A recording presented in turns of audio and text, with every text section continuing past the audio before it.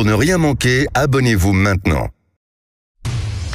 Sud Radio Parlons Vrai chez Bourdin, 10h30, 12h30, Jean-Jacques Bourdin. Bonjour à toutes et à tous et merci d'être avec nous le matin entre 10h30 et midi, Parlons Vrai chez Bourdin.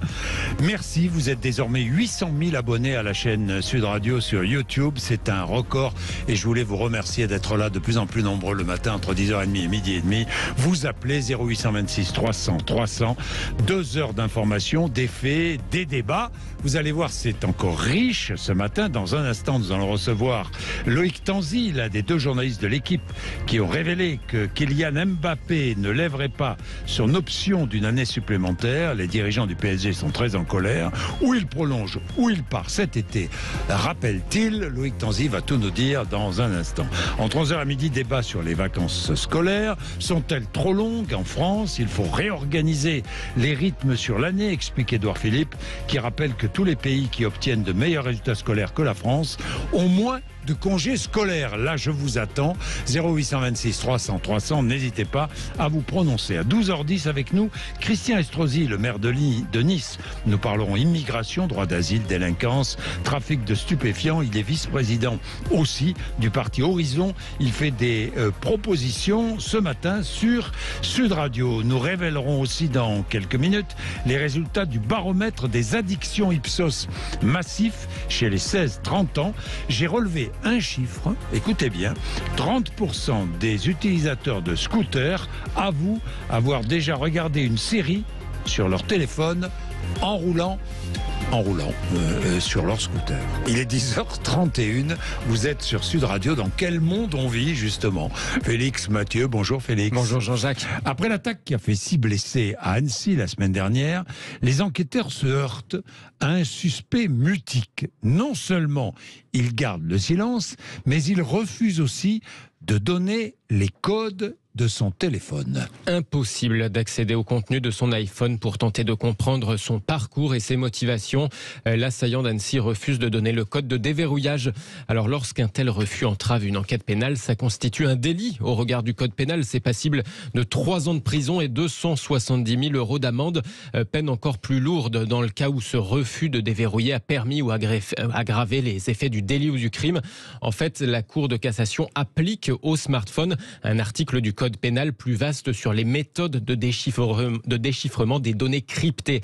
Sauf que une fois tout cela dit, les enquêteurs sont coincés. Google ou Apple refusent tout simplement de déverrouiller leur smartphone à la demande des autorités. Elles en font même une question de principe en fait. Leurs appareils indéchiffrables, inviolables, c'est un argument de vente, un gage de qualité et même une question de liberté individuelle, une garantie de principe contre toute potentielle dérive arbitraire des États plus ou moins démocratiques. Et c'est pas le cas seulement en France. Les entreprises ont déjà opposé des refus similaires de déverrouiller les téléphones, y compris aux États-Unis, même dans le cadre d'enquêtes sur des tueries. Le FBI avait dû faire avec les moyens du bord, c'est-à-dire recourir à une entreprise d'informatique pour hacker, pour craquer l'appareil du principal suspect. Il y a quelques années, pourtant, des procureurs de plusieurs pays, dont le français François Molins, avait signé une tribune contre ça dans le New York Times. Il qualifiait d'aide au crime ce chiffrement généralisé des téléphones, sans aucune exception, même pour des enquêtes pénales sur des crimes, mais pas de quoi pour autant émouvoir les géants du numérique. Il est 10h33, très intéressant. 10h33, vous savez que vous pouvez écouter Sud Radio à la radio, à Paris, en Ile-de-France par exemple, c'est 99.9, mais aussi sur l'appli Sud Radio, sur le site sudradio.fr, sur le Facebook Live et sur la chaîne YouTube de Sud Radio. Je rappelle encore une fois, et je vous remercie une fois de plus, que vous êtes désormais 800 000 abonnés à la chaîne Sud Radio sur YouTube. C'est un record. Merci encore. Nous sommes avec Loïc Tanzi. Loïc Tanzi, bonjour.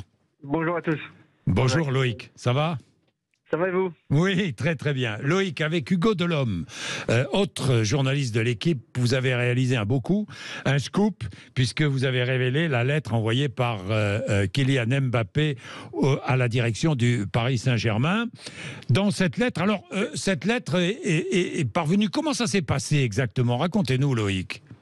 C'était un peu une surprise pour le Paris Saint-Germain parce que pour vous expliquer, le contrat de Kylian Mbappé finit en juin 2024. Oui. d'un an, et il y a une option dans ce contrat-là qui permet à Mbappé de signer un an de plus, donc jusqu'en juin 2025. Cette option, elle est valable jusqu'au 31 juillet, donc il y a encore un peu plus d'un mois pour que Mbappé active cette option.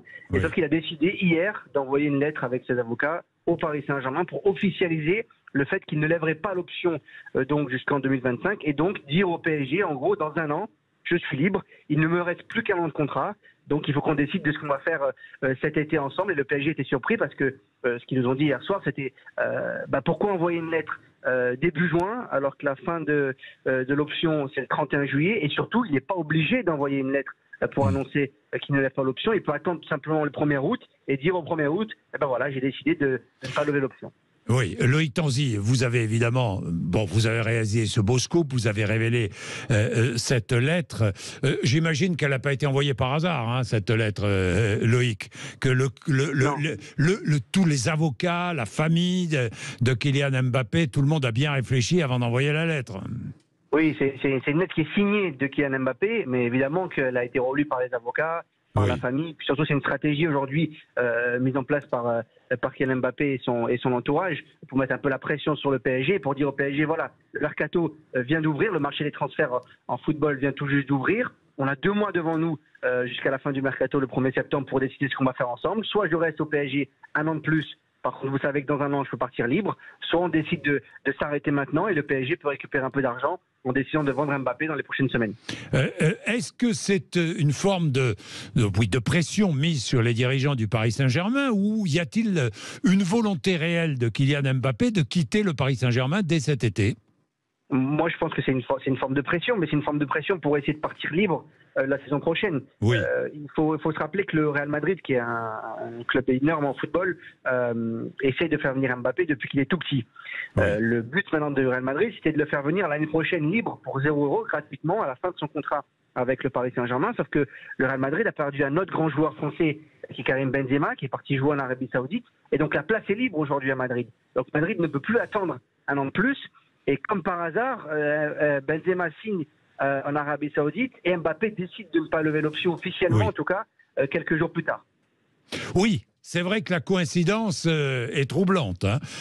Benzema s'en va, laisse la place au Real et tout à coup, cette lettre de Kylian Mbappé. Parce que les dirigeants du Paris Saint-Germain, comment ont-ils réagi, Loïc ? Pas très bien, parce qu'ils ne s'attendaient pas à recevoir une telle lettre. Au contraire, il y avait des discussions avec Mbappé depuis plusieurs semaines pour essayer de prolonger ce contrat. Donc au-delà de 2025, essayer de faire rester Mbappé plus longtemps. Puis les dirigeants du PSG, ils disent, on ne comprend pas parce que on fait tout en ce moment pour montrer à Mbappé qu'il est la clé de notre projet, qu'il est au centre du projet du PSG. On lui met les joueurs autour de lui avec qui il s'entend bien. On lui met les dirigeants avec qui il s'entend bien, et surtout il y avait des négociations salariales en plus maintenant pour prolonger qui étaient énormes et qui dépassaient le simple contrat. Par exemple, vous avez le PSG a accepté de partager certains sponsors avec Kylian Mbappé ou d'investir avec lui sur certains de ses business extérieurs au club. Donc il y avait vraiment une relation qui est en train de s'installer au-delà du sportif avec Mbappé. C'est pour ça que les dirigeants aujourd'hui ils comprennent pas du tout et durcissent un peu le ton en disant ok, si vraiment il veut jouer à ça, il n'y a pas de souci. Par contre, il ne partira pas libre. C'est nous qui décidons. Donc on le vendra avant la fin du marché des transferts. Voilà, donc s'il ne part pas libre, il part avant la fin août. Hein. C'est clair, hein, Loïc Tanzi. Hein. Soit il prolonge avant la fin août, en tout cas il montre des signes de prolongation envers le PSG, soit il décide de le vendre. Soit il décide de le vendre, et là, le Real est évidemment attentif à tout ça. Que dit le directeur sportif Campos du PSG ? Pour l'instant, il est muet. Et on imagine que ce soit pas une situation facile pour lui parce que il est très proche de la famille Mbappé et de Kylian Mbappé avec qui il a travaillé à Monaco, notamment avant de signer au PSG. Oui. Et puis, il est aussi directeur sportif du PSG. Donc, lui, il est vraiment entre les deux pour le coup. Donc, c'est vraiment un dossier qui est géré par le président aujourd'hui, Nasser Al-Khelaifi, et qui laisse un petit peu Campos de côté parce qu'il ne peut pas décider, en tout cas, contre Mbappé, il est trop proche, ou contre le PSG. Donc c'est le président qui a pris le relais. Les dirigeants du Paris Saint-Germain sont prêts à se séparer, seraient prêts à se séparer d'Mbappé, vous pensez ? Aujourd'hui, si la position de Kylian Mbappé est claire, c'est-à-dire s'il va voir le président en disant « je veux partir », le PSG ouvrira la porte et il partira avant le 31 août. Ouais. Sauf qu'il a juste dit pour l'instant qu'il ne voulait pas prolonger Oui. C'est pas tout à fait la même chose. Oui, c'est pas tout à fait la même chose. Il a juste dit qu'il ne voulait pas prolonger. Effectivement. Loïc, juste, on a un auditeur de Paris, Jean-Philippe, qui est avec nous. Bonjour Jean-Philippe. Bonjour Jean-Jacques. Bonjour. Loïc Tanzi qui est avec nous, qui est journaliste à l'Équipe, qui a révélé avec Hugo Delhomme cette lettre envoyée par Kylian Mbappé hier au Paris Saint-Germain, aux dirigeants du Paris Saint-Germain. Jean-Philippe, que dites-vous ? Moi, c'est très simple. Je rebondirai sur le timing par rapport au départ de Benzema, déjà, sur le Real. Mais il y a un autre timing aussi par rapport à Mbappé qu'on n'a pas évoqué. C'est la finale de Manchester City. Et cette saison exceptionnelle qui va sans doute donner le ballon d'or à Haaland. Et c'est peut-être là que Mbappé va voir aussi et a peut-être vu une limite à sa carrière au Paris Saint-Germain s'il doit rester encore 1 ou 2 ans de plus. Ça fait quand même 6 ans qu'il est là. Il a beaucoup donné, entre guillemets, pour la patrie. La place se libère au Real. Il y a l'objectif ballon d'or. Il y a le duel à distance avec Haaland qui s'intensifie. Je ne le vois pas rester, très honnêtement. Et puis même pour Paris, je pense qu'il faut le libérer, il faut qu'il parte. Parce que Mbappé, c'est l'arbre qui cache la forêt. On voit quand même très peu de jeux. S'il n'y a pas Mbappé, clairement, pour sauver la situation à chaque fois cette année, Paris a besoin de construire une équipe sans Mbappé. Oui, Loïc, ce que dit Jean-Philippe est plein de bon sens. La finale de la Ligue des Champions remportée par Manchester City, c'est un échec indirect pour Mbappé. Ah oui, parce que c'est vrai qu'on parle beaucoup de duel avec Haaland. Haaland aura remporté la Ligue des Champions avant Kylian Mbappé, alors qu'il semblait lui en avance, même si voilà, il a remporté la Coupe du Monde, mais Haaland est norvégien, c'est plus compliqué pour lui de la remporter. Et surtout, il n'était pas content déjà l'été dernier du recrutement qui avait été fait au PSG, de l'équipe qui avait été mise en place autour de lui.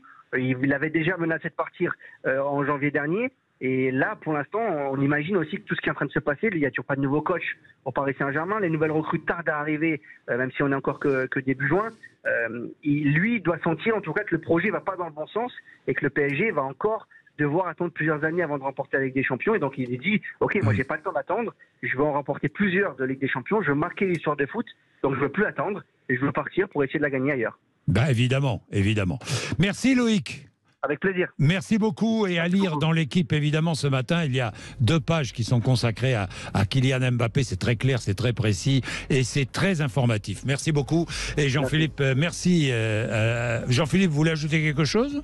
Non, juste, je suis votre émission tous les jours et c'est toujours des intervenants de qualité. Au-delà de la qualité de l'émission, c'est intrinsèque, les intervenants sont toujours avec des bonnes infos et c'est toujours solide. Merci Jean-Jacques.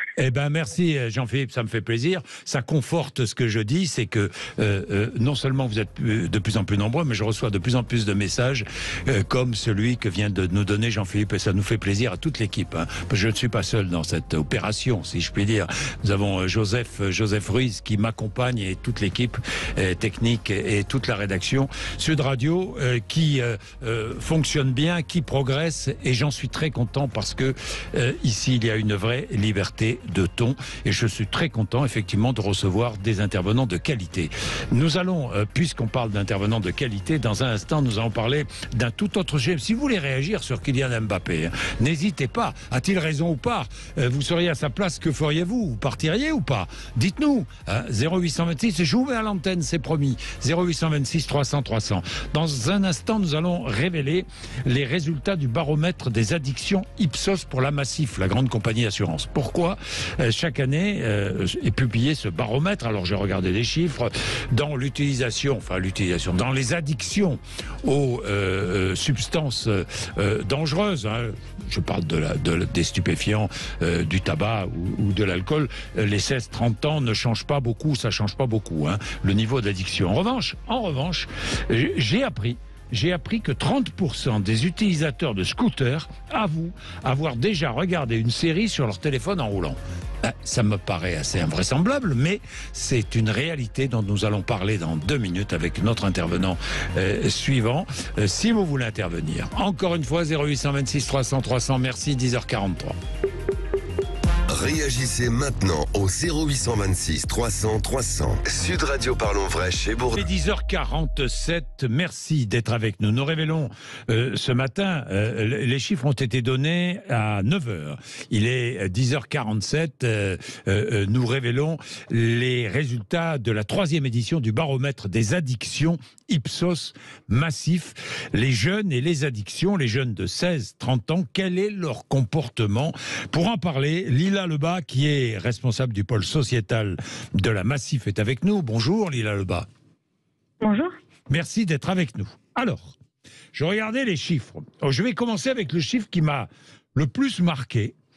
30% des utilisateurs de scooters avouent avoir déjà regardé une série sur leur téléphone en roulant. Lila Lebas, ça paraît invraisemblable.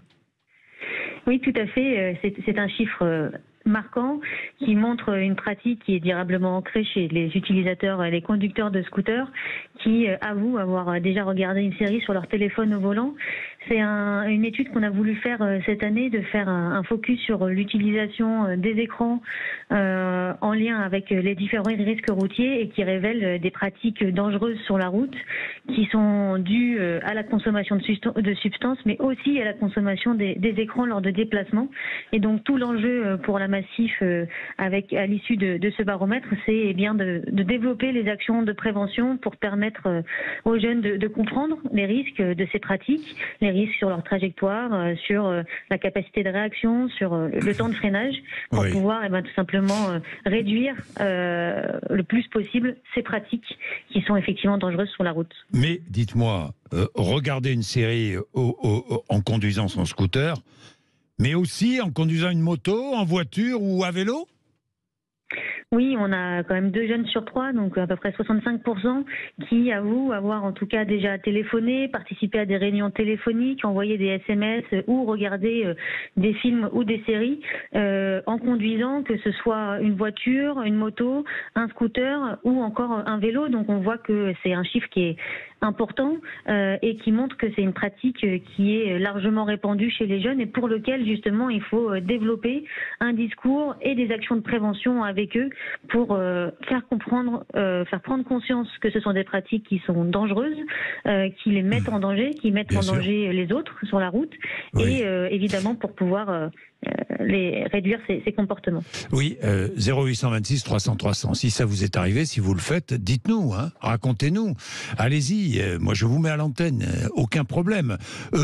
Certains jouent même aux jeux vidéo sur un scooter ou sur, je ne sais pas moi, au volant d'une voiture ou... Ça arrive? Oui, tout à fait. Ce sont des questions que l'on a posées aux jeunes dans le cadre de ce baromètre. Donc, c'est 3500 jeunes de 16 à 30 ans qui ont été interrogés et on a un certain nombre de jeunes, par exemple un jeune sur 5, qui déclare avoir adopté des comportements à risque en conduisant une trottinette. Donc, que ce soit jouer aux jeux vidéo, lire un SMS ou, encore une fois, regarder une série. Donc, on voit que ça révèle effectivement une véritable aussi addiction aux écrans qui est réel chez les jeunes et dont ils n'arrivent pas à se passer même quand ils sont en train de se déplacer, que ça peut avoir des conséquences très concrètes sur lesquelles il faut évidemment développer des messages pas moralisateurs mais qui permettent de prendre conscience des risques et de changer ses comportements pour ne pas se mettre en danger et être véritablement acteur de sa protection au quotidien pour ne pas tout simplement se mettre en difficulté. Ben oui, évidemment. Évidemment. Jouer à un jeu vidéo alors qu'on est au guidon d'une moto ou sur un vélo, par exemple, ça paraît absolument incroyable, mais bon, c'est le cas. Alors, je regardais aussi votre baromètre, je le rappelle, ce sont 3500 jeunes de 16 à 30 ans qui ont été interrogés. Les jeunes consomment ni plus ni moins de stupéfiants, d'alcool ou de tabac que l'année dernière. Ça s'est stabilisé. Oui, ce qu'on voit, c'est qu'on a une consommation qui se stabilise et qui se maintient, mais par contre à un niveau toujours important de différentes substances. C'est la 3e année que la Massif mène ce baromètre pour pouvoir justement mesurer, objectiver les consommations des jeunes, que ce soit à l'alcool, au tabac, au cannabis et aux différentes drogues. Mais on voit que les habitudes sont durablement ancrées et qu'on a 78% des jeunes, par exemple, qui sont des consommateurs réguliers de substances et qui ont déjà perdu le contrôle d'eux-mêmes au cours des 12 derniers mois. 70% de ceux qui déclarent avoir passé du temps devant les écrans. Et donc on voit bien que ça révèle une situation de mal-être qui s'installe chez les jeunes avec des addictions qui sont durables et pour lesquelles il faut apporter aussi des réponses durables pour accompagner les jeunes et leur permettre de ne pas se retrouver dans des situations négatives qui les déstabilisent, qui a des impacts sur leur concentration, sur leur sommeil, sur leur parcours scolaire, professionnel, mais aussi sur le plan social. Donc à la Massif, on développe des actions de prévention avec les jeunes pour pouvoir les accompagner et évidemment faire changer ces habitudes de consommation de drogue et d'alcool qui sont néfastes pour leur quotidien. Alors, Lila Lebas, les jeunes expliquent, disent, de toute façon, si nous consommons ces substances interdites ou dangereuses, c'est pour d'abord s'amuser, ensuite déstresser, se sentir bien. C'est ce qu'ils disent. Oui, c'est leur motivation principale. On voit bien que ça révèle un besoin chez les jeunes de un mal-être peut-être. Oui, un mal-être, tout à fait. Un mal-être qui s'installe, qui est durable et qui, à travers la consommation de substances, les jeunes espèrent justement s'en extraire, du moins un instant. Sauf que ce que l'on voit, à contrario, c'est que ces consommations-là ont entraîné des situations négatives pour un grand nombre de jeunes. C'est 73% des jeunes qui déclarent avoir ressenti des troubles, des sentiments justement de mal-être ou des difficultés très concrètes en termes d'accidents, de situations de violence, de problèmes financiers liés justement à une consommation de substances ou d'écran.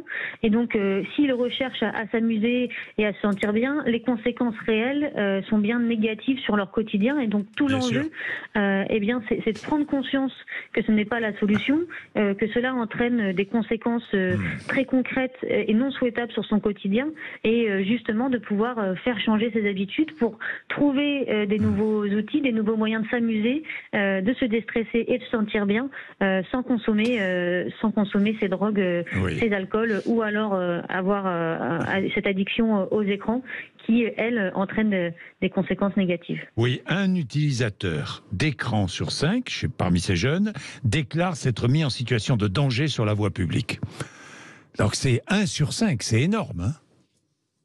Oui, tout à fait, c'est énorme, ça montre bien les conséquences que l'utilisation de ces écrans ont sur la sécurité des individus quand ils se déplacent et on a un début de prise de conscience, ce qui est aussi une première chose importante. Il y en a qui ont conscience qu'ils se sont mis en danger. Maintenant, tout l'enjeu, c'est bien, encore une fois, pour la Massif, de partager avec eux les bons messages de prévention pour que cette prise de conscience se transforme véritablement les comportements et qu'on arrête d'utiliser les écrans, quels qu'ils soient, quelles que soient les pratiques, quand on est en train de se déplacer, puisque ça peut avoir des conséquences réelles, dangereuses et graves sur soi ou sur les autres dans le cadre d'un déplacement. Merci Lila Lebas, merci beaucoup. Vous voulez réagir là encore, 0826 300 300. Un autre sujet qui évidemment suscite des réactions. De quoi s'agit-il ? Il s'agit de la proposition d'Édouard Philippe. Elle n'est pas nouvelle, il n'est pas le premier à le dire. Néanmoins, je me souviens, Yannick Jadot en parlait lors de l'élection présidentielle de 2022. L'école est le sujet le plus important, le plus urgent, dit Édouard Philippe, qui souhaite réorganiser les rythmes scolaires sur l'année. Trop de vacances, une année déséquilibrée, dit Édouard Philippe. Alors, je pose la question, est-ce qu'il faut réorganiser les rythmes sur l'année ? Est-ce qu'il faut réduire, par exemple, les vacances d'été ou réduire les vacances intermédiaires ? C'est vrai que la France a beaucoup, les enfants en France ont beaucoup de vacances. Édouard Philippe explique et rappelle que tous les pays qui obtiennent de meilleurs résultats scolaires que la France ont moins de congés scolaires. Nous ouvrons le débat entre 11h et midi. Vous voulez intervenir et participer à ce débat. Ce n'est pas compliqué. Vous faites le 0826 300 300. À tout de suite. C'est un sujet qui n'est pas nouveau, mais néanmoins, il ressurgit régulièrement. Quel est ce sujet? Les rythmes scolaires. Une réorganisation des rythmes scolaires sur l'année est-elle nécessaire ou pas? Nous avons eu, moi je me souviens de Yannick Jadot pendant la dernière élection présidentielle qui défendait une réduction des vacances d'été, des vacances scolaires l'été. Et puis voilà que Édouard Philippe, que l'on voit d'ailleurs partout, nous rappelle, un, que l'école est le sujet le plus important, le plus urgent actuellement, et deux, qu'il faut absolument réorganiser les rythmes scolaires sur l'année. Pourquoi? Eh bien parce que de tous les pays qui obtiennent de meilleurs résultats scolaires que la France, tous les pays qui obtiennent de meilleurs résultats scolaires que la France ont moins de congés scolaires. Vrai ou pas? Nous allons en parler, nous allons débattre. Est-ce qu'il faut réorganiser les rythmes scolaires sur l'année? Nous allons parler de cela avec nos invités et je les présente. Nous avons Elisabeth Alain Moreno avec nous, secrétaire générale du syndicat UNSA. Bonjour. Bonjour. Syndicat de l'éducation, branche éducative de l'UNSA. Nous avons Anne Coffinier qui est présidente de l'association Créer son école, l'association qui défend la liberté de création d'écoles privées indépendantes. Bonjour. Bonjour. Et avec nous Philippe Vattrelot qui est ancien enseignant et auteur de Je suis un pédagogiste, ESF Sciences Humaines, c'est l'éditeur. Bonjour. Bonjour. Merci d'être avec nous tous les trois. Bon, alors, d'abord, je viens de dire, est-il vrai que tous les pays qui obtiennent de meilleurs résultats scolaires que la France ont moins de congés scolaires? C'est vrai ou c'est faux? C'est plus compliqué que ça. Ah bon, d'accord. Vous étiez sûr que j'allais répondre quelque chose? Oui, j'étais sûr que vous allez me répondre oui.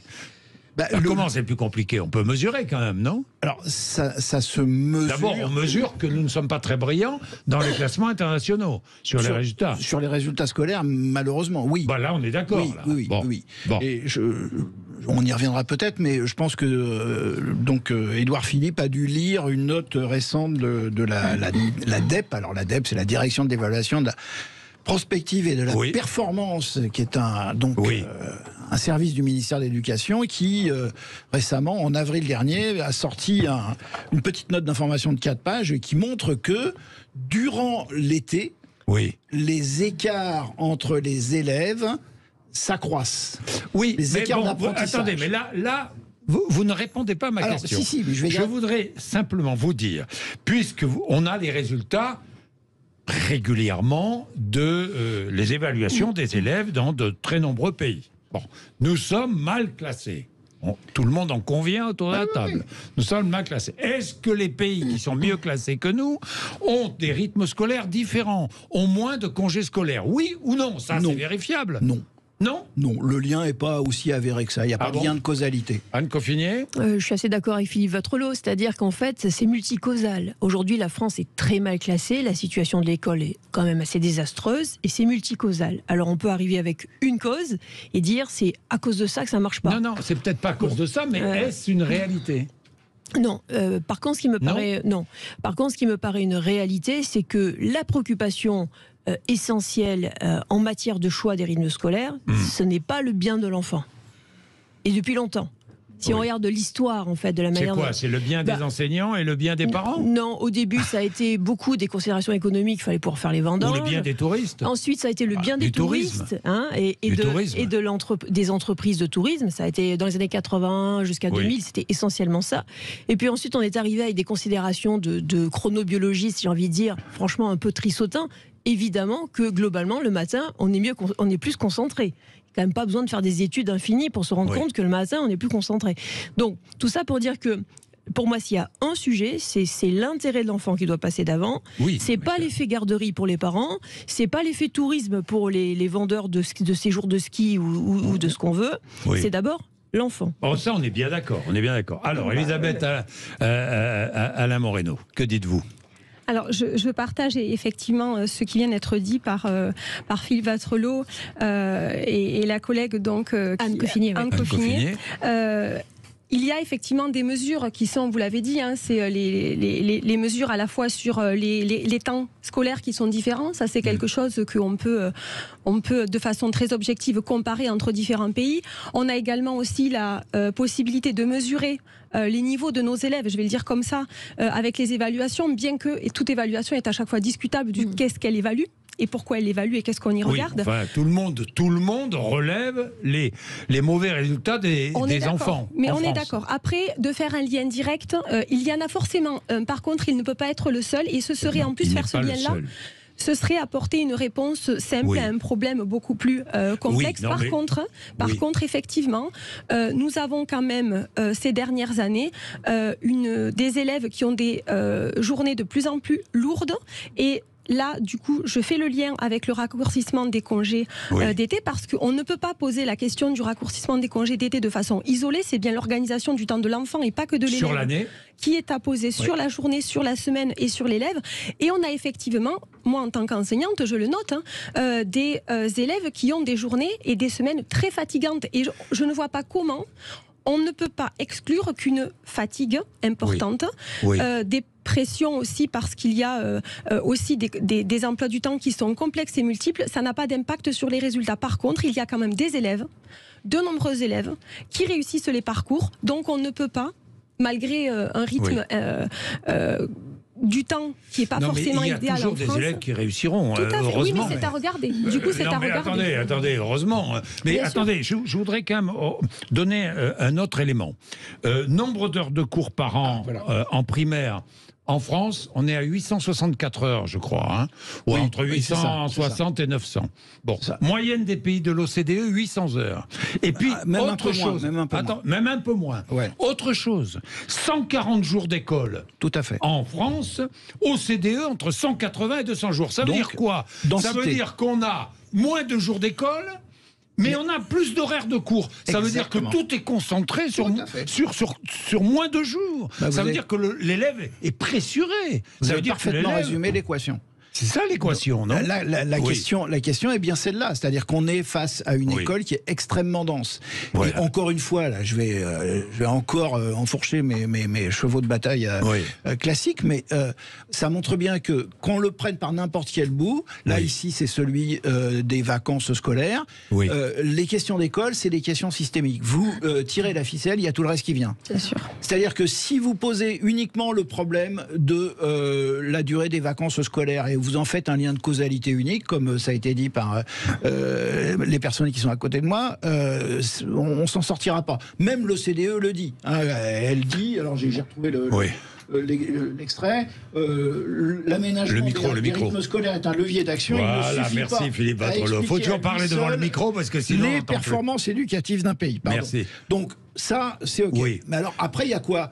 Il y a évidemment la question de la répartition sur la journée, sur la semaine, sur l'année.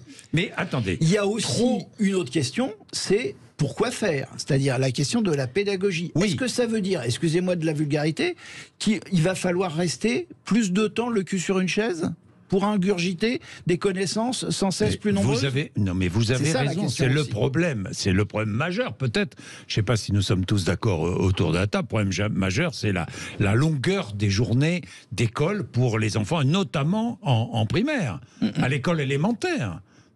Où on fait, c'est vrai, où on ne peut pas faire... Il y a d'autres pays qui font du sport l'après-midi, pourquoi? Parce que les rythmes scolaires sont différents. Alors, je ne vais pas... on ne va s'intéresser qu'au rythme scolaire, parce que sinon, c'est vrai qu'il y a d'autres causes de la non-réussite des enfants. Mais intéressons-nous uniquement au rythme scolaire. Anne Coffinier, le rythme scolaire en France est déséquilibré. Est-il déséquilibré? Oui, mais la question c'est, Édouard Philippe a décidé de mettre l'éducation en avant. On va dépasser Édouard Philippe. Si on veut. Mais donc, une fois qu'il a mis l'éducation en avant, il prend le point donc, du rythme scolaire. Mais le point derrière... Il ne parle pas que de ça. Et attention, il le prend par un biais particulier qui est celui de la réduction des inégalités. C'est ça qu'il faut voir. Donc la question c'est, est-ce qu'on cherche à avoir une performance globale accrue dans les apprentissages par le rythme scolaire, ou est-ce qu'on cherche à réparer la société et à faire plus de justice par la modification du rythme scolaire? C'est déjà pas du tout la même question. Il faut quand même choisir ce qu'on veut faire.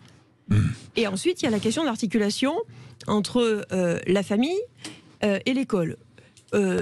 Là, une des idées qui est documentée d'ailleurs par un certain nombre d'études, c'est que plus on laisse les enfants dans leur famille, plus ça accroît le rythme scolaire.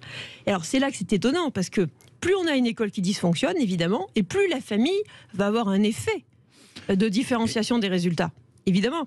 Donc la question numéro 1, c'est de remettre une école qui fonctionne. Et à ce niveau-là, on sera moins dans une logique de mettre sans arrêt les élèves à l'école. Mais les inégalités, c'est évident. C'est évident que quand vous avez beaucoup de vacances scolaires, les inégalités s'aggravent. Parce que dans des familles, on peut offrir des vacances aux enfants, on sait ce qu'on va faire des enfants. Et dans d'autres familles, malheureusement, on n'a pas les moyens. On n'a pas les moyens d'aider les enfants à partir en vacances ou à occuper leur temps libre. Franchement. Je dis absolument pas le contraire, mais ce que je dis, c'est que... Pardon, mais quand vous avez 4 fois 2 semaines de vacances dans l'année, ça me paraît beaucoup. Est-ce que c'est beau? On va être plus concret. Mais ça serait plus crédible, tout ça, si on n'avait pas réduit fortement les crédits pour l'éducation populaire, les centres de loisirs, les centres de vacances. On est d'accord. La question, c'est qu'effectivement, là, on semble découvrir, la belle affaire, hein, si j'étais cynique, je dirais ça comme ça, mais on semble découvrir que dans certaines familles, il y a effectivement un accompagnement, on vit dans un environnement qui est favorable aux apprentissages, et puis dans d'autres, les gamins, ils sont livrés à eux-mêmes, et puis certains oublient presque pour les enfants, est-ce qu'il serait mieux de réduire les vacances d'été? D'abord, est-ce qu'il faut réduire le temps des congés ou pas sur une année? Oui ou non? Alors moi, je pense qu'il faut repenser l'année dans sa globalité, effectivement, mais la clé, elle réside surtout en la réunion de tous les acteurs concernés, parce que sinon, on peut tous parler de notre côté et ne jamais trouver d'accord.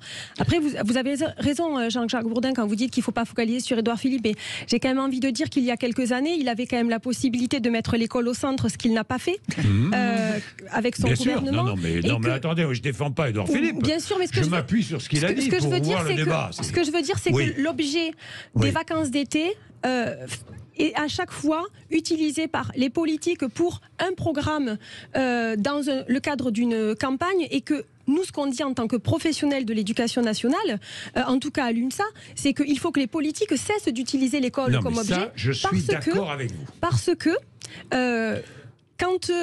on a beaucoup parlé des enfants, mais il y a aussi les personnels, parce que la journée de l'élève est longue, mais la journée du personnel, elle est longue aussi, forcément, puisqu'on arrive toujours avant. Il y a on le fait le constat. Alors oui ou non, parce que vous ne me répondez pas. Non, vous ne me répondez pas, ni les uns ni les autres. Oui ou non, faut-il réduire le nombre de jours de congés scolaires ou pas sur une année? Oui ou non?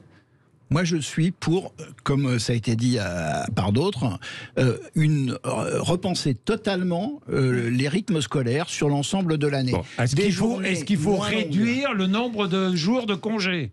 Alors, vous ne me répondez pas. Non. Mieux vaut. Non, il faut les répartir. Alors que dans tous les pays. Non, c'est pas vrai, pas dans tous les pays. Bon, dans la plupart, pardon, la plupart.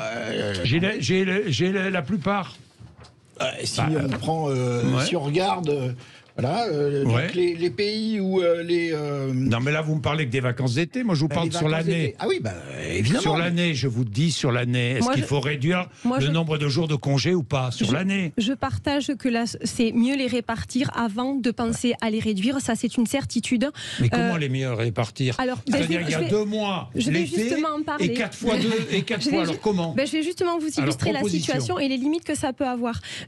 On a, pour des raisons économiques et touristiques, on a quand même des zones, parce qu'on fonctionne en zone géographique de vacances, qui se retrouvent avec 4 semaines de classe entre les congés de fin d'année et les vacances d'hiver de février. C'est quand même, on n'a pas le temps de reprendre la classe avec les élèves que 4 semaines après on est déjà en congé. Donc quand on voit des équilibres, là ça en est un premier. On a d'autres zones qui se retrouvent à la fin de l'année avec des fois 11 ou 12 semaines où les élèves sont très fatigués sur cette fin d'année et les personnels aussi. Donc ça veut dire que là, on ne peut pas avoir un système éducatif qui soit efficace avec des conditions d'apprentissage et d'exercice qui soient sereines et qui soient favorables. C'est en ça qu'il faut d'abord qu'on se pose la question de comment est-ce que déjà on rééquilibre les congés existants, que l'on évalue, parce qu'on a toujours le don en France de mettre en place des choses, d'expérimenter, de ne pas évaluer avant, ou alors d'évaluer quand on a déjà changé et on a déjà réformé. Et que peut-être déjà un rééquilibrage, mais c'est ça ce que je disais, que ça nécessite de réunir tous les acteurs parce que ça a des impacts importants. Déjà un rééquilibrage aurait peut-être un effet positif, sauf que ça pose aussi la question du réchauffement climatique. Oui, bien sûr. Et que le bâti scolaire en France... Parce que je n'ai pas toujours votre solution. Rééquilibrage, ça veut dire quoi? Ça veut dire qu'on réduit les vacances d'hiver, puisque vous dites effectivement qu'il y a des inégalités avec les zones, et on réduit les vacances d'hiver et on augmente les vacances d'été, alors, puisqu'on ne réduit pas le nombre de jours de congés. Pas forcément, il suffit de décaler les congés. Et après, si ça tombe pas sur l'ouverture des stations de ski, ça tombe pas sur l'ouverture des stations de ski. On les met au mois de mai, on les met au mois d'avril, de toute façon, ou au mois de mars, au lieu de les mettre en février. Les stations de ski, là, ça c'est pas non plus du tourisme d'avenir. Vous savez qu'il y a que 7% des Français qui vont faire du ski. Bien sûr, mais complètement, je partage. Oui, mais c'est quand même la raison majeure qui fait que les congés soient déséquilibrés, les congés scolaires. Notre idée à tous les trois, elle est un peu la même. C'est-à-dire, c'est intéressant. Paradoxalement, il se trouve qu'on est quand même... La première chose, c'est qu'on se dit, il faut repenser l'année scolaire. Et peut-être qu'on va en arriver à réduire globalement la durée des vacances. Mais c'est pas par là qu'on rentre dans le sujet. On rentre dans le sujet par le fait qu'aujourd'hui c'est absurde. On a des zones trop courtes, des zones trop... Bon, il y a une autre chose aussi dont on n'a pas parlé qui est très importante, c'est qu'il y a du temps théorique qui est du temps travaillé. Mais dans ce temps théorique, parfois il n'est pas. Je prends toute la question des élèves de terminale et de première. Oui, vous avez des classes qui pendant des semaines et de semaines ne font plus rien. Oui, d'accord. Donc théoriquement ils travaillent, mais en réalité tout le monde est bloqué pour ne rien apprendre. Ça a toujours, pardon. Ah non. Alors, ça a été amplifié par la réforme du bac. La réforme Blanquer a tout changé. Désormais, à partir de mars, c'est n'importe quoi. Mais vous savez très bien que l'année de terminale est une année très particulière. Moi, je m'intéresse là, non pas aux élèves de terminale ou première, mais je m'intéresse aux élèves de primaire et élémentaire. C'est essentiel, et vous serez tous d'accord pour dire que c'est là que tout commence, ou que tout, malheureusement, pour beaucoup, c'est là où le décrochage commence. Attendez, il est 11h20. On va vous donner la parole. Ne vous inquiétez pas. D'ailleurs, Andriana est à Montpellier, elle est enseignante. Elle va se joindre à nous. À tout de suite. 11h24, le débat est engagé et Andriana se joint à nous. Andriana est à Montpellier et enseignante. Bonjour Andriana. Bonjour, Jean-Jacques Bourdin. Vous êtes enseignante primaire, collège, lycée? Primaire. Primaire, bon. Voilà, donc le sujet qui semble vous intéresser particulièrement. C'est comme tous les sujets entre 11h et midi, m'intéresse, oui, Andriana. Oui, non, mais c'est ce que vous venez de dire par rapport à la scolarité, plutôt que les terminales et les premières, c'est surtout les primaires qui évidemment. Vous intéressent. Et je le comprends. Alors moi, je souhaitais ajouter un petit bémol à ce débat. Il y a une chose qui a été totalement occultée, c'est qu'il y a un certain nombre d'années, on a supprimé une demi-journée de classe pour les enfants, pour faire plaisir notamment aux parents séparés, en disant un conjoint qui n'a pas la garde, un papa qui n'aurait pas la garde de ses enfants, comme ça il pourrait passer un week-end de complet. Mais les programmes n'ont pas été allégés, ce qui fait que les enfants sont encore plus pressurisés. Ils sont plus pressurisés parce qu'ils travaillent moins de jours dans la semaine, parce qu'ils travaillent, parce qu'ils ont beaucoup de congés, et finalement ils travaillent beaucoup. Non. Alors, au-delà des congés, parce que, en fait, c'est multifactoriel. Il y a peut-être que les congés en font partie, mais moi, je vois des enfants qui sont très fatigués déjà en arrivant le matin. C'est-à-dire qu'il y a tous les écrans qui les retiennent jusqu'à tard le soir, au lieu d'avoir un rythme de sommeil correct. Vous ajoutez dans l'école les lois sur l'inclusion avec des enseignants qui ne sont pas forcément formés, préparés à accueillir, par exemple, un petit autiste qui va vous prendre beaucoup plus d'énergie. Donc, c'est normal qu'il soit accueilli. Là n'est pas la question. Il n'y a pas débat là-dessus à mon niveau. Mais toujours est-il que les enseignants ne sont pas forcément formés, ne sont pas préparés. Ces enfants ne sont pas toujours accompagnés parce qu'ils ne sont pas toujours reconnus comme étant porteurs de handicap. Ce qui fait que vous ne pouvez pas vous consacrer correctement aux 28 autres élèves que vous avez. Il y a ça aussi. Bien sûr. Et quand on parle justement de comparer par rapport à d'autres pays, est-ce que les pays dont on parle, par exemple, ont ces lois sur les inclusions ? Est-ce que les personnes oui, de dans handicap... beaucoup de pays de l'OCDE, effectivement, enfin je pense, non, je sais pas moi. Voilà. Philippe Vatrelot, c'est vrai ou oui, bon, je pense pas qu'on puisse établir un lien. Je pense que ce serait intéressant d'avoir cette information avant de comparer. Parce que par exemple, concernant les rythmes scolaires, oui, c'est un vrai sujet parce que les enseignants ne sont pas formés et les enfants ne sont pas toujours accompagnés. C'est vrai, ça, Andréana. C'est vrai, mais dans les pays européens, par exemple, je pense que les règles sont peut-être même mieux qu'en France, hein, mieux accompagnées, peut-être que les enseignants sont mieux formés, je ne sais pas du tout. Hein, mais alors, si les enfants sont mieux accompagnés, il est évident que ça retentit moins sur la vie de la classe. Mais Andréana, c'est pas... Les enseignants sont plus disponibles. Oui, je comprends très bien. Mais vous, sur les vacances, sur le rythme de l'année, parce que je ne veux pas focaliser uniquement sur les vacances d'été, hein, parce qu'il y a des vacances d'hiver, ou des vacances de printemps, des vacances, c'est marrant, d'automne, d'hiver, de printemps, d'été. Et puis il y a la longueur de la journée aussi. Et la longueur de la journée. Andréana, est-ce qu'il faut réduire, pour rééquilibrer l'année, est-ce qu'il faut réduire les vacances d'hiver, les vacances d'été Andréana. Écoutez, moi, je suis d'origine italienne. Oui. En Italie, ils ont moins de vacances durant l'année. En théorie, ils en ont autant que nous l'été, mais c'est vraiment de la théorie parce qu'en pratique, souvent dès mi-mai, il n'y a plus personne dans les écoles et ils reprennent vers mi-septembre. Ouais. Vous voyez ? Bon, plus personne dans les écoles. Nous, on se plaint ici en France, mais ailleurs en Europe, c'est pareil, hein, parce que on regarde toujours ce qui se passe chez nous, mais on regarde rarement ce qui se passe ailleurs. Vous voyez, Andréana nous dit en Italie, c'est vrai. C'est vrai, par ailleurs, je le sais, par ailleurs, pour des raisons personnelles, mais je sais qu'en Italie, c'est vrai qu'à partir de mi-mai, il n'y a plus personne dans les écoles. Hein. C'est un peu comme chez nous, dans les classes. Il faudrait quand même relayer la question du temps scolaire. Andréana. Merci beaucoup. Il faudrait quand même relier la question du temps scolaire avec la question aussi du nombre du niveau d'absentéisme, du niveau d'heures perdues. Hein, tous les cours pas remplacés, les cours qui n'ont pas lieu parce qu'il y a tel ou tel examen, ou il y a telle ou telle journée, etc. Donc si vous mettez bout à bout le nombre d'heures effectives, après il y a la question du problème de la discipline, le nombre d'heures d'enseignement, de cerveau disponible d'enfants, ça ne fait pas grand-chose. Voilà. Et c'est très concentré. C'est un tout qu'il faut voir. C'est pas juste une question de volume de vacances. Ça, je comprends bien, mais c'est très concentré. En plus, la journée scolaire d'un enfant en France est une journée lourde. Vous êtes d'accord ou pas ? Oui, justement, je voulais rebondir là-dessus, sur le fait qu'au lieu de parler de congés et de vacances, parce qu'en plus, on sait très bien derrière les procès, je vais y revenir, qui peuvent être faits au personnel, on devrait parler de temps de repos. C'est-à-dire à quel moment, finalement, est-ce que placer le temps de repos bénéficie plus à l'enfant, à l'élève ? Est-ce que c'est davantage sur un repos sur plusieurs jours à la suite ? Est-ce que c'est davantage sur tous les jours d'une année ? C'est davantage dans ce sens-là qu'il faudrait poser la question. C'est de repos tous les jours ou plutôt sur les vacances ? Je pense qu'aujourd'hui, on manque de temps de repos quotidien pour tous nos élèves, ça c'est sûr et certain.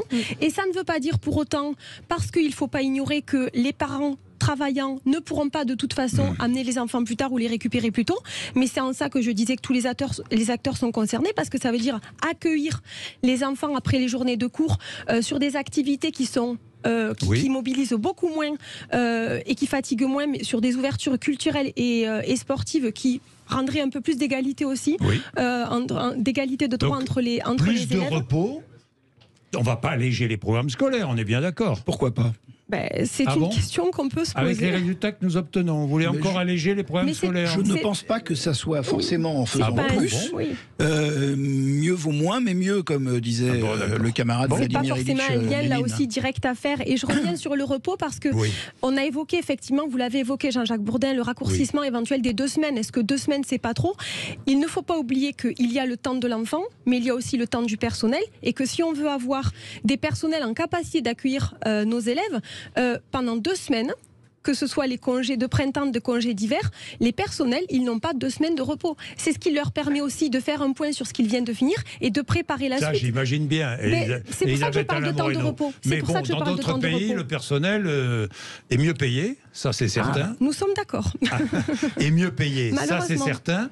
Il y a peut-être un peu moins de vacances parfois, et ça n'empêche pas ce personnel d'accomplir sa tâche avec passion et avec résultat. Je partage, mais n'a peut-être pas les mêmes conditions d'exercice, n'a peut-être pas le même nombre de réformes éducatives qui s'enchaînent, le nombre d'injonctions. Ça c'est vrai. Et c'est à mettre dans la balance de façon importante. Bon, attendez. Petite pause. Et puis Samy veut se joindre à nous. Samy qui est à Paris, qui est médecin, qui a un enfant de 7 ans. Il va nous dire ce qu'il pense de tout ça. Il est 11h31. Sud Radio Parlons Vrai chez Bourdin, 10h30, 12h30, Jean-Jacques Bourdin. Bien, 11h35, comment équilibrer le rythme scolaire de l'enfant. Samy est à Paris, médecin. Bonjour Samy. Bonjour Jean-Jacques. Bonjour, merci d'être avec nous Samy. Merci à vous de me donner la parole et merci d'exister. Moi je répondrai, alors si on prend la question comme ça directement, moi je répondrai simplement, et je ne suis pas spécialiste comme les intervenants, les invités, il faut réduire drastiquement en fait le temps des vacances. Ça c'est mon avis, ça n'engage que moi, maintenant je ne suis pas spécialiste, mais pour le faire, et là j'aurais un avis un peu tranché, un petit peu sévère, et je m'en excuse, il faudrait 3 choses. Il faudrait que les syndicats cessent de faire de la politique et de la pédopsychiatrie. Il faudrait que les politiques cessent de faire de l'économique et des ressources humaines. Et tous les acteurs, il faut qu'ils cessent de modifier artificiellement les chiffres de la réussite vers le haut, parce que finalement, on a Parcoursup qui met l'enseignement supérieur sous cloche et qui détruit totalement les hommes et les femmes de demain, à savoir les élèves de maintenant. Je suis désolé, voilà. Non, mais Samy, vous avez votre opinion, vous l'exprimez. C'est un peu Jean-Jacques, c'est un peu ce qu'on appelle le rond-point de Raymond Devos, il n'y a que des sens interdits partout en fait. Donc du coup, ça fait des années qu'on discute, continuer à discuter, mais à côté de ça, sur le classement PISA, on a des pays qui sont au sommet de la chaîne, à savoir l'Indonésie, la Malaisie, etc. Et nous, on discute. Singapour est en tête du classement, je crois que c'est ça. Voilà, Singapour, etc. Nous, continuons à discuter. On continue de discuter, en fait. Voilà. Non, c'est typique franco-français de discuter, mais il faut discuter aussi, Samy, pour se mettre d'accord. Mais il faut débattre.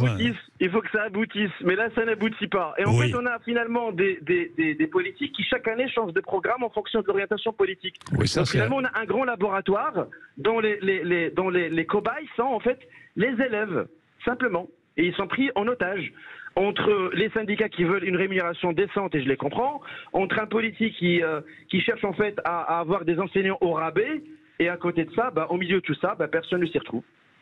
Bon, c'est dommage. Écoutez, merci Samy.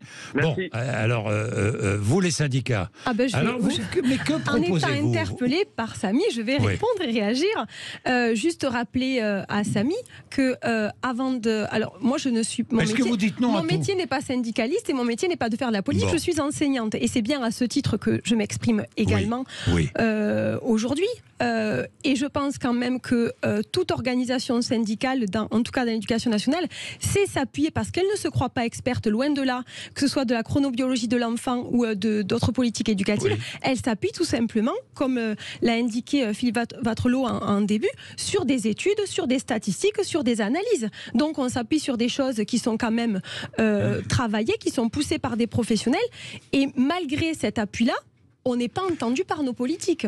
Donc il faut un petit peu remettre le rôle de chacun à sa place. Oui, Elisabeth Alain Moreno, pour l'instant, rien ne change dans le rythme scolaire. On est bien d'accord, ça ne change pas. Il n'y a aucun projet de changement. Le gouvernement n'en a pas parlé, le ministre n'en a pas parlé. On ne change pas le rythme scolaire de l'enfant. Est-il satisfaisant ou pas ? Oui ou non ? Il est satisfaisant ? Non, pour moi, il n'est pas satisfaisant. Non. Bon, maintenant, alors vous allez me dire... Et là, je voudrais rebondir sur ce que disait Philippe Vattrelot tout à l'heure. Il y a 2 choses à considérer pour l'avenir. Parce que ce qui compte maintenant, c'est que proposons-nous ? Que faire pour améliorer le rythme scolaire et pour permettre à l'enfant de mieux réussir ? Bon, d'abord le réchauffement climatique, qui va bouleverser, peut-être, les horaires de travail. Oui. Philippe Watrelot. C'est fort possible. Il y a eu une étude récente qui a été faite, je disais ça sur la Gazette des communes, là, qui montrait que la plupart des écoles étaient incapables de faire face aux questions du réchauffement climatique. Tous les enseignants peuvent témoigner de la chaleur qui règne dans leur classe, etc. Ça veut dire quoi? Ça veut dire qu'on va commencer les cours à 6h du matin. Je ne voudrais pas faire de scénario catastrophe de science-fiction, mais peut-être que à un moment donné, on sera obligé de modifier les horaires pour tenir compte de cela. Hein, ça me semble être presque, sans tomber dans le catastrophisme, presque une évidence. Ensuite, il y a une vraie question à se poser, c'est aussi, bien sûr, celle de réétaler les rythmes scolaires sur l'ensemble de l'année pour tenir compte aussi de ces contraintes-là. Et comment vous réétalez? Peut-être effectivement en étant plus sur des matinées. Je rappelle quand même, vous dites depuis tout à l'heure que on s'est pas trop posé cette question. 2010, il y avait une unanimité qui a abouti à la fameuse semaine de 5 jours et qui a ensuite été combattue pour plein de raisons, hein, parce qu'il y avait beaucoup de contraintes, notamment les parents divorcés, mais aussi quelques blocages syndicaux en effet. Et les enseignants n'en voulaient pas. Les maires. Alors sur les enseignants, j'aimerais bien y revenir si vous le permettez dans un instant. Vous vouliez une semaine de 5 jours?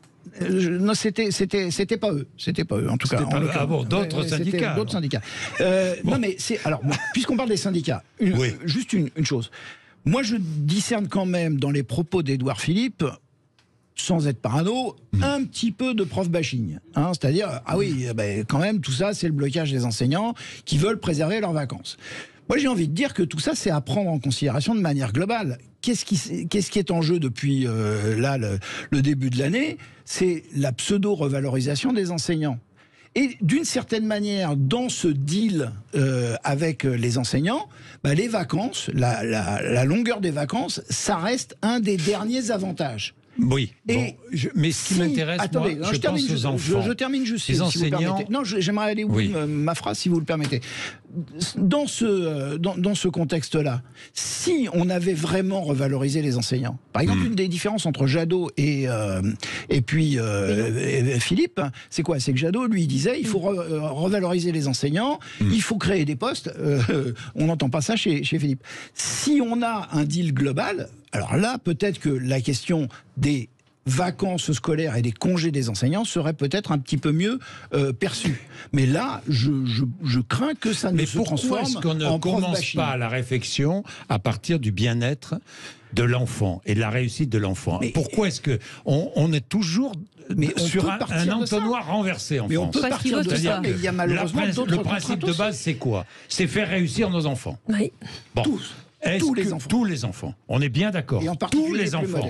Donc ça permettrait de réduire les inégalités. Faire réussir tous les enfants. Quelles sont les conditions pour faire réussir tous les enfants? Alors, Anne Codifini. Aujourd'hui, il y a comme un problème, c'est qu'on pense les choses de manière monolithique et massifiée. Donc, par exemple, on parle du changement climatique, du réchauffement climatique. Il est évident qu'à Mayotte ou à Lille, on ne va pas avoir le même problème. Oui. Donc, déjà, il faut se dire, est-ce que ce type de question ne serait pas mieux traité à une échelle plus basse, à l'échelle de l'établissement? C'est aussi lié à la pédagogie. Si vous avez une pédagogie qui met énormément les élèves en état d'autonomie ou d'études encadrées, vous n'avez pas du tout les mêmes problèmes de longueur de journée, de vacances, etc. On a aujourd'hui un problème de numérique et d'écran. Les enfants sont littéralement dévastés par ça. Mais bien sûr. Plus vous les laissez chez eux, plus ils sont abrutis par ça. Mais bien sûr. Donc c'est important aussi de repenser à une lecture, des temps de lecture obligatoires dans le cadre soit de bibliothèque, soit d'établissement scolaire, ce qu'on veut.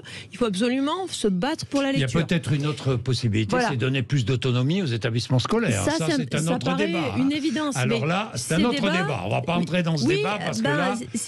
Figurez-vous que ces débats sont complètement connectés, sinon on ne s'en sortira pas. Mais je suis d'accord, vous avez raison. On patine sur cette question de rythme scolaire depuis, soyons gentils, depuis 2010, on va dire. Laissons peut-être les chefs d'établissement et le personnel enseignant, le personnel scolaire et les parents réfléchir à un rythme scolaire propre à chaque établissement. Ça serait peut-être intéressant. Ça serait intéressant. Et c'est une des forces des écoles indépendantes, justement, c'est de réfléchir à ça. Le problème, c'est que quand on a un enfant dans un établissement et un autre dans un autre, il y a toujours on a des parents divorcés, etc., ça devient ça pose problème. Mais il y a des problèmes. Non, mais c'est vous parliez de l'intérêt de l'enfant, les contraintes, elles sont aussi celles-là. Mais Amélie est avec nous à Nantes. Bonjour Amélie. Bonjour. Bonjour, vous êtes maman de 3 enfants, Amélie. C'est ça. Bon, d'abord, merci d'être avec nous en direct de Nantes. Je suis très honorée. Moi aussi, Amélie. Alors, que dites-vous ? En fait, moi, je suis pas du tout dans le milieu professionnel de l'école scolaire. Oui. Moi, je suis juste une maman. Et je suis une maman d'une fille de 9 ans qui a un problème scolaire, enfin, qui a eu un décrochement, on va dire, scolaire. Et j'entendais la maîtresse dire oui, mais les enfants avec les écrans, tout ça. En fait, ils sont fatigués et tout. Mais même si moi, je suis une maman, mes enfants, alors je suis pas parfaite, hein, mais mes enfants sont minimum couchés à 21h, sans écran, sans rien, c'est bisous, bonne nuit, et voilà. Et quand je dis 21h, c'est parce que je suis à mon compte, donc voilà, mais d'habitude, ils sont couchés à 20h30. Ils se lèvent fatigués quand même. En fait, les rythmes scolaires, ils sont énormes. Mais moi, je le vois, parce que je suis une maman aussi, donc d'une grande section. Et là, ma petite qui va rentrer en petite section, mais le rythme, il est énorme, même pour... Alors, vous dites quoi ? Il faut réduire les vacances ? Moi, je dis, il faut réduire les vacances, mais il faut... alléger les journées de travail. Alléger les journées de travail. Parce qu'en fait, ils se lèvent fatigués, même si on a beau les coucher à 19h, 19h30, 20h ou 20h30, de toute manière, ils se lèveront fatigués, quand même. Même si on les laisse... Alors moi, je vois ma fille, elle a en cours d'un dossier MDPH, elle est dyslexique, dysorthographique. Elle a de l'orthophoniste 3 fois par jour, 3 fois par semaine. Elle a l'école, elle a les devoirs. Enfin, ils ne se reposent plus, les enfants. Ils n'arrivent même plus à trouver du temps pour jouer entre eux. Ben oui, non, mais c'est Anne Coffinier. Oui, alors ça me paraît essentiel, effectivement, comme dit cette dame, de partir de la notion de fatigue. C'est ça qui doit nous orienter. On est d'accord. Et la question de fatigue, elle est vraiment liée à la question de la discipline et du niveau sonore dans les établissements. Aujourd'hui, un enfant... Aussi. C'est très important. Quand dans une classe, il n'y a pas de discipline, aussi parce qu'il y a des cas très différents, aussi des problèmes d'inclusion mal gérés, etc. Quand vous allez à la cantine, il n'y a pas un moment plus fatigant que la cantine scolaire. C'est épouvantablement fatigant. Or, la plupart des enfants vont à la cantine. Tout ça fait que les enfants sont épuisés. Épuisés, j'ai envie de dire, pas pour grand-chose. Épuisés en dehors même d'un effort intellectuel d'apprentissage. Donc, il faut repenser la question de la discipline. Donc, la question du soutien qu'apporte la direction de l'école, le personnel administratif aux enseignants. De mon point de vue, en France, les enseignants ne sont pas assez soutenus dans leur travail. Et donc ça bloque à peu près tout. Les enseignants sont fatigués, les élèves sont fatigués, et quelle que soit l'organisation du rythme scolaire, si vous ne remettez pas un peu d'ordre, et si vous ne remettez pas aussi un peu de libre choix au niveau de l'établissement, on ne s'en sortira pas. Bien, je voudrais préciser qu'Amélie, je vais vous donner la parole. Amélie a 33 ans, je dis tout, Amélie, je peux, 3 enfants et peintre en bâtiment à son compte, c'est ça Amélie C'est ça, à Nantes. À Nantes, c'est génial ça. Vous vous rendez compte, c'est génial. 3 enfants, peintre en bâtiment, 33 ans, comment ? Elle n'est pas au bout du rouleau. Non, là. C'est mauvais ça, Philippe, c'est très mauvais. Non, on vous l'a fait 20 fois ça. Je reviens sur l'échec scolaire, c'est que moi par exemple, j'ai été en perfectionnement à l'époque, j'étais en SECPA. On m'a toujours dit de toute manière, vous n'aurez jamais votre BP, je l'ai eu, aujourd'hui je suis à mon compte. Et ma fille, c'est ce qu'on lui dit actuellement. Et là, je me bats pour pas qu'elle aille en SECPA, je me bats pour que, en fait, donc on fait tout, orthophoniste et tout. Mais même les profs, en fait, on voit bien que même s'ils sont formés, ils n'ont pas forcément envie non plus, quoi. Oui. À côté de ça, ils n'ont pas envie, ils ont la vous savez, il y a des profs qui sont surchargés, il y a des bons profs, des mauvais profs, il y a de tout, comme partout d'ailleurs, dans toutes les professions. Sur ce que dit Amélie, alors je partage sur la fatigue. Alors attendez, on fait signe, il est 48, mais je vous donne la parole, ne vous inquiétez pas, il est 48, je vous donne la parole dans 2 minutes, à tout de suite. D'accord. Sud Radio Parlons Vrai chez Bourdin, 10h30, 12h30, Jean-Jacques Bourdin. Comment mieux aménager le rythme scolaire de l'enfant sur une année. Amélie était avec nous. Je remercie Amélie, qui n'est plus là. Je la remercie. Vous vouliez réagir, Elisabeth Alain Moreno? Oui, tout à fait, sur les propos d'Amélie, parce que sur la fatigue, comme elle l'a très bien dit, la fatigue, elle est notable chez tous nos élèves de toute façon, parce qu'on l'a dit plusieurs fois, les journées sont longues. Mais forcément, quand un élève, en plus un enfant, se couche plus tard ou a une mobilisation qui est trop importante sur une journée pour plusieurs raisons, et difficultés scolaires aussi, ben ça va aggraver la fatigue. Donc c'est en ça plutôt qu'il faut raisonner. Après, ça pose la question des conditions d'accueil, parce que raccourcir une journée de classe, la question peut se poser effectivement, puisque on l'a eu sur la réforme des rythmes sous-payants il y a quelques années, je vais y revenir, mais dans quelles conditions d'accueil après sont les élèves le reste de la journée? Parce que si c'est pour qu'ils finalement soient plus fatigués, parce que les politiques, parce que là c'est vraiment une problématique beaucoup plus de société plus large, n'ont pas fait l'effort nécessaire pour que les conditions d'accueil soient réunies et que l'enfant puisse finalement avoir une journée qui lui permette le lendemain, quand il revienne à l'école, d'être dans des conditions optimales, ça ne sert à rien. C'est pour ça qu'on ne peut pas poser la question isolée. Voilà. Et je reviens à ce qu'on disait sur effectivement les 4 jours et demi sous payants. Évidemment que nous, à l'UNSA, on avait soutenu l'intention de mieux rééquilibrer le temps scolaire. Par contre, une fois de plus, ce qu'on a constaté très rapidement, c'est que sur la mise en œuvre, derrière, les collectivités ont été laissées, livrées à elles-mêmes, sans investissement réel de la part de l'État. Et elles s'y sont opposées. Elles s'y sont opposées parce que la mise en œuvre a été tellement complexe que, y compris les familles et les personnels, n'ont pas pu s'y retrouver. Et ça ne veut pas dire que l'intention n'était pas partagée de réorganiser la journée de l'enfant. Si c'était accompagné, cette réforme de 4 jours et demi, vous seriez favorable ou à une semaine de 4 jours et demi? Mais nous, reposer le débat de réorganiser la semaine avec les intentions qui étaient celles de départ, bien sûr. Par contre, en évitant surtout toutes les erreurs qui ont été commises. Mais vous seriez favorable? Bien sûr qu'il faut de toute façon. Et je pense que c'était le cas de tous les enseignants. En tout cas, la collègue qui s'est exprimée tout à l'heure. Je suis pas sûr que tous les parents soient d'accord, mais bon. Tous les parents peut-être. Mais je pense que c'est toujours la question des conditions d'accueil. Si on garantit à des parents que leurs enfants seront mieux accueillis et auront un temps plus équilibré, il y a quand même une confiance entre l'école et les familles qu'il va falloir arrêter de détruire à un moment si on veut vraiment que nos élèves se sentent mieux à l'école. Qu'est-ce que vous voulez dire, je reprends votre idée de réduire les programmes. Repenser les programmes. Si, repenser, ça veut dire réduire. Non, c'est pas forcément ça veut dire quoi, réduire. Mais parce que repenser, quand on me dit repenser, c'est comme les politiques qui me disent on va repenser. Quand je dis repenser, la décision est déjà dans la tête, c'est réduire ou changer ou... Je vais vous raconter une anecdote. Il y a quelques années, j'avais rencontré une enseignante de Nouvelle-Zélande.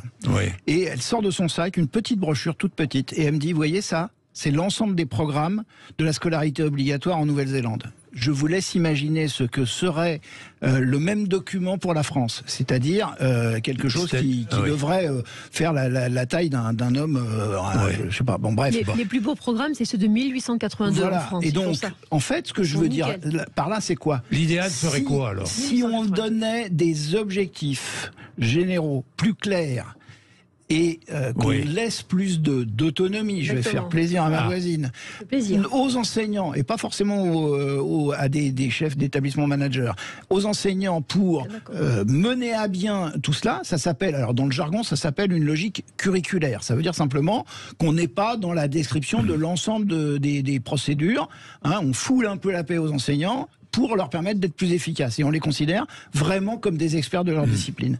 Et ça, pour moi, ça s'appelle repenser des programmes. Et c'est pas forcément en faire moins, c'est le faire mieux, dans une logique, par exemple une logique de projet qui permet d'embrasser l'ensemble d'un certain nombre de connaissances, plutôt que de les faire les unes après les autres de manière linéaire, et de fatiguer les enfants avec cette accumulation encyclopédique. Eh bien, merci à tous les trois d'être venus nous voir. Nous n'avons pas résolu le problème, évidemment.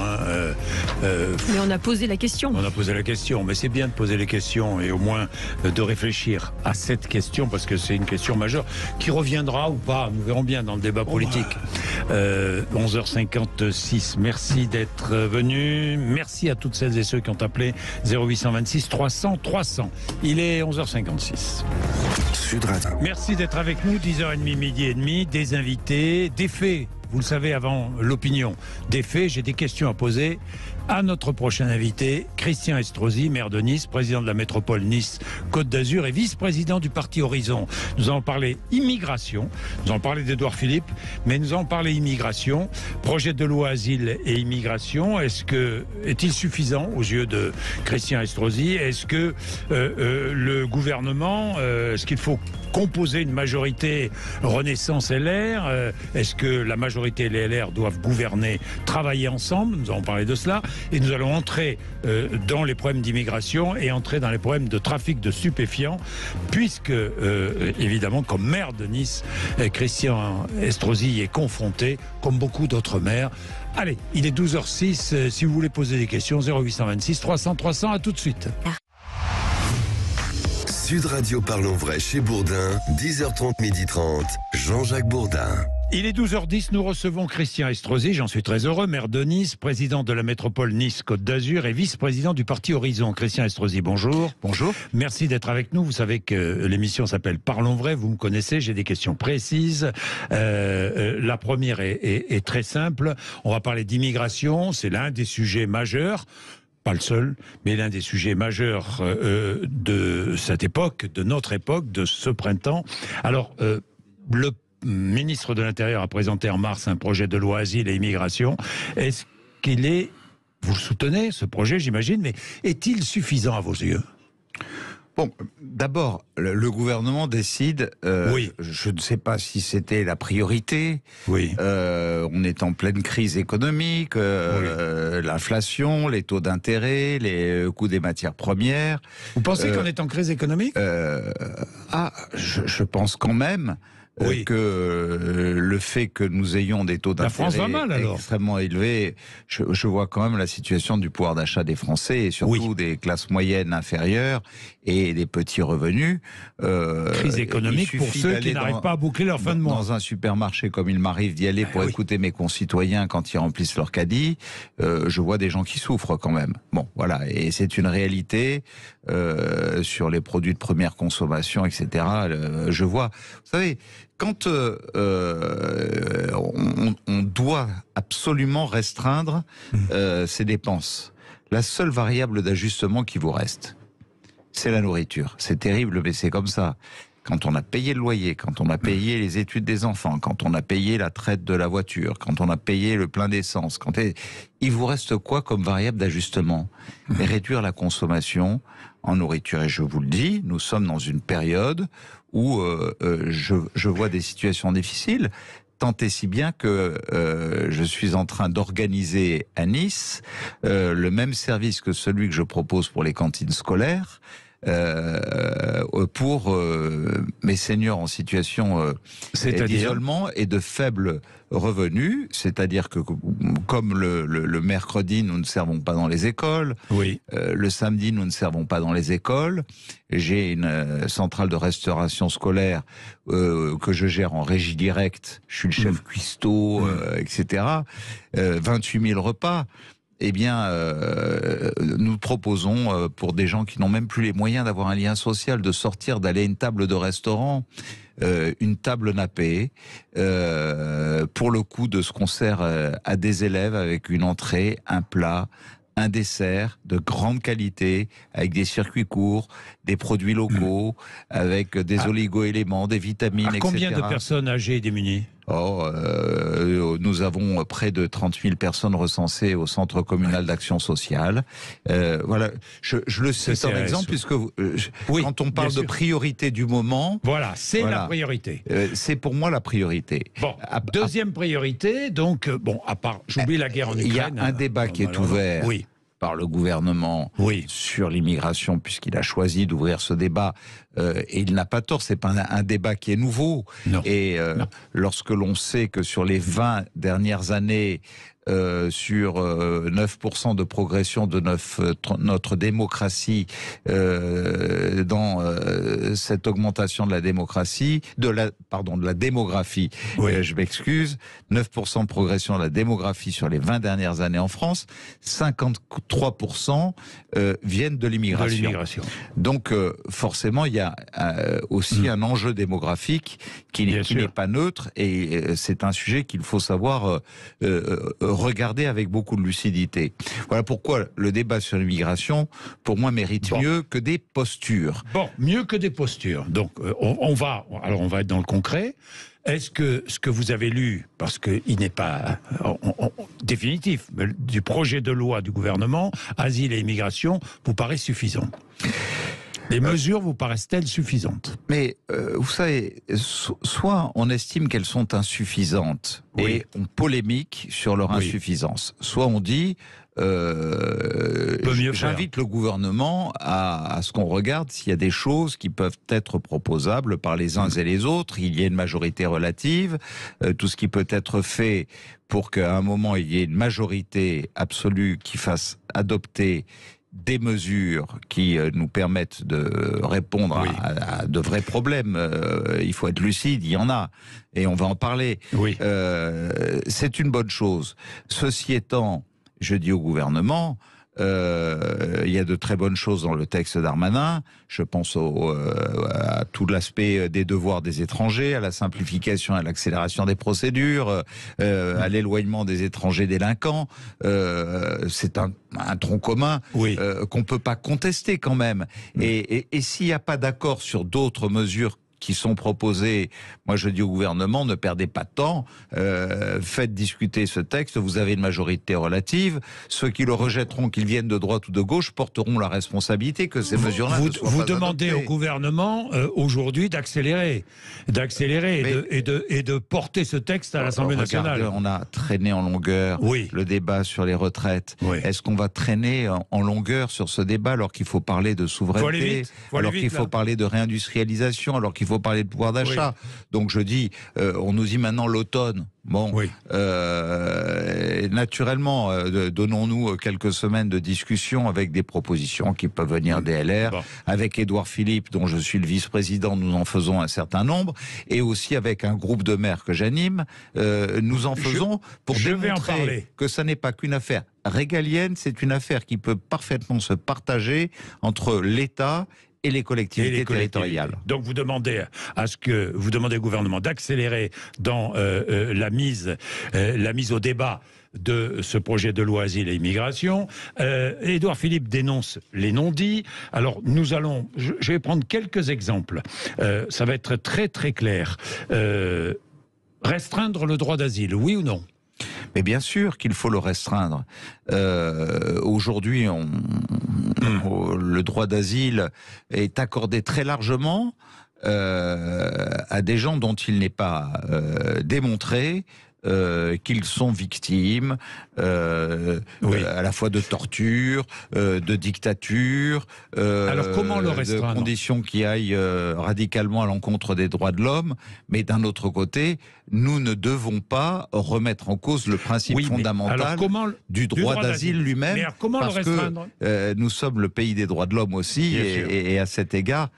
Mais comment le restreindre? Avoir d'abord une capacité de contrôle. Nous voyons que...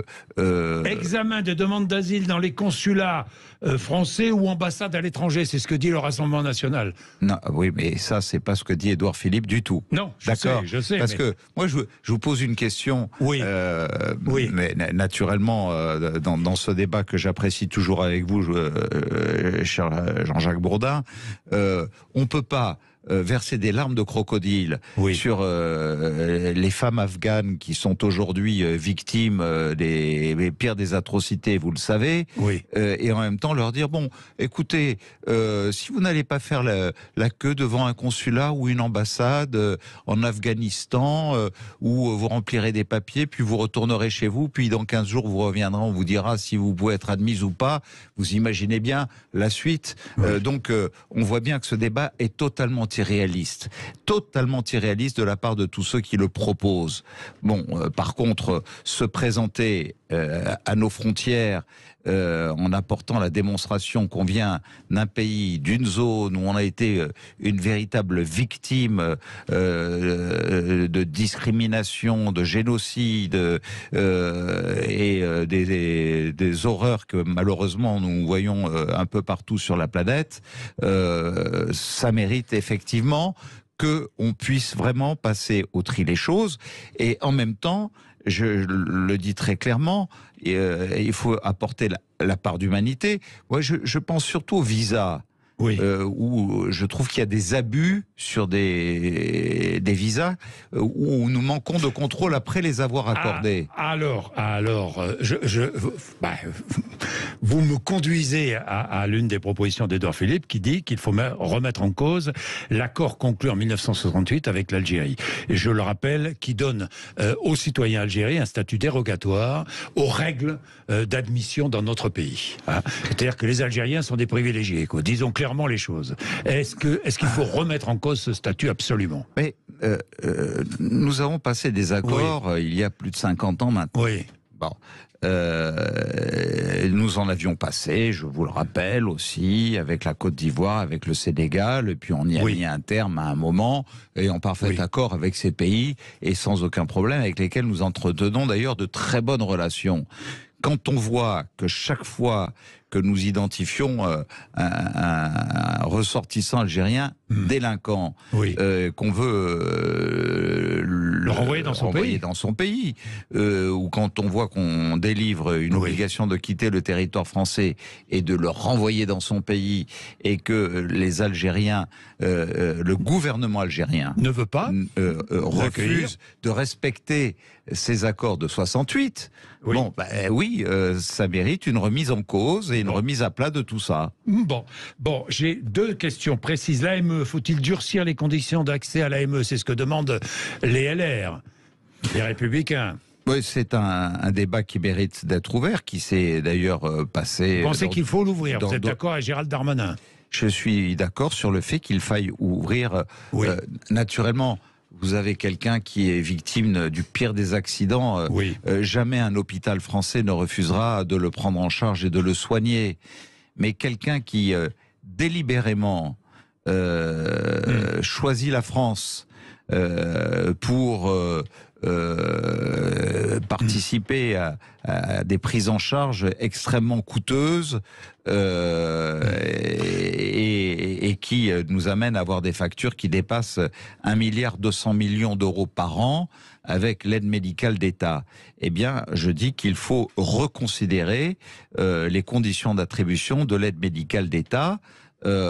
Et d'ailleurs, reconsidérer les conditions d'attribution. Et d'ailleurs, je trouve que nous sommes confrontés à plusieurs situations, que ce soit l'aide médicale d'État, que ce soit aussi les accords de Dublin, je vous rappelle, de 1990, dont on dit qu'on les remettra en cause dans 2 ans. Vous imaginez l'Italie sur les accords de Dublin, qui, je le rappelle, précise que c'est le pays qui se voit des étrangers en situation irrégulière franchir ses frontières, qui doit en faire son affaire.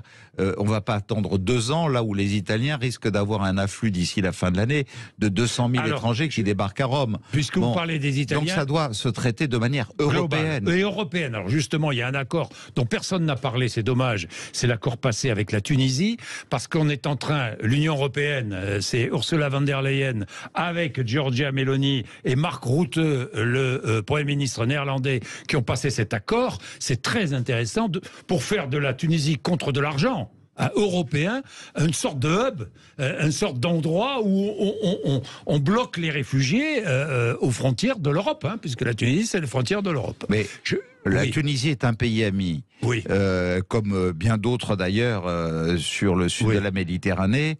Est-ce qu'il faut faire comme en Tunisie, comme on fait avec la Turquie ?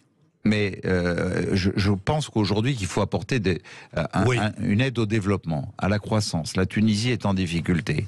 Bon, elle a un niveau d'inflation épouvantable, le tourisme a chuté, et donc une économie qui est en grande difficulté.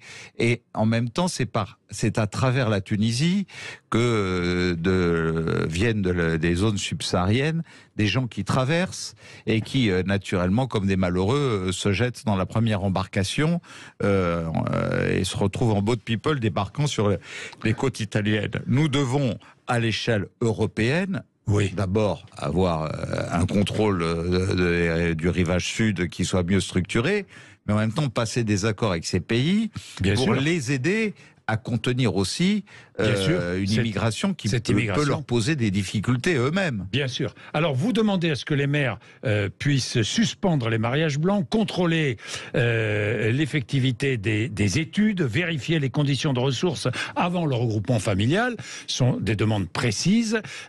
Est-ce que vous souhaitez, là c'est une question politique, je suis pris par le temps, c'est la raison pour laquelle je vous la pose directement, souhaitez-vous une coalition au gouvernement, majorité LR ?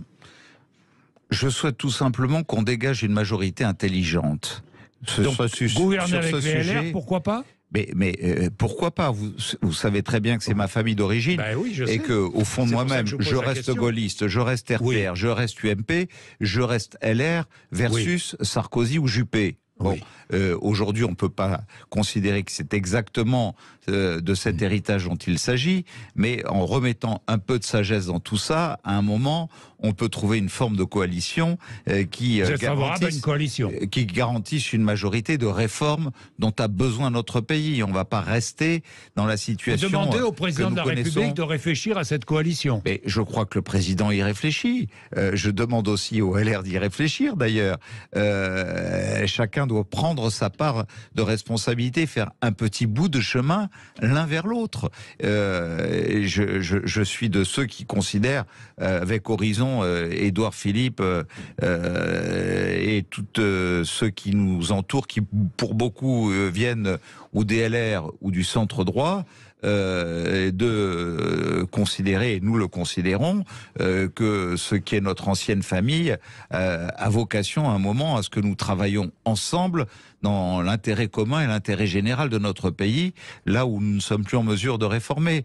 Mais sur le sujet de l'immigration, c'est vrai que le temps compte, mais je voudrais quand même aborder du lien entre le problème de l'immigration clandestine et la sécurité. J'ai une minute.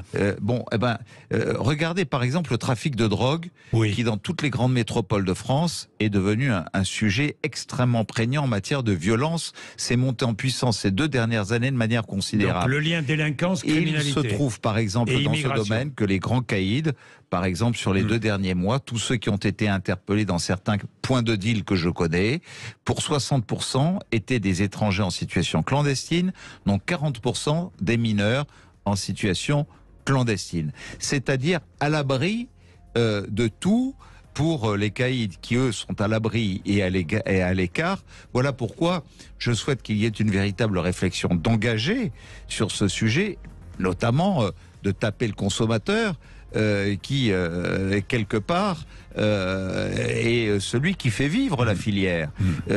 Si on veut arriver à avoir une forme d'efficacité pour tuer des filières clandestines qui aujourd'hui contribuent à cette forme d'insécurité, c'est aussi un sujet qu'il ne faut pas éviter et où il faut avoir, avec la lucidité nécessaire, le courage d'avancer. Donc dire les choses.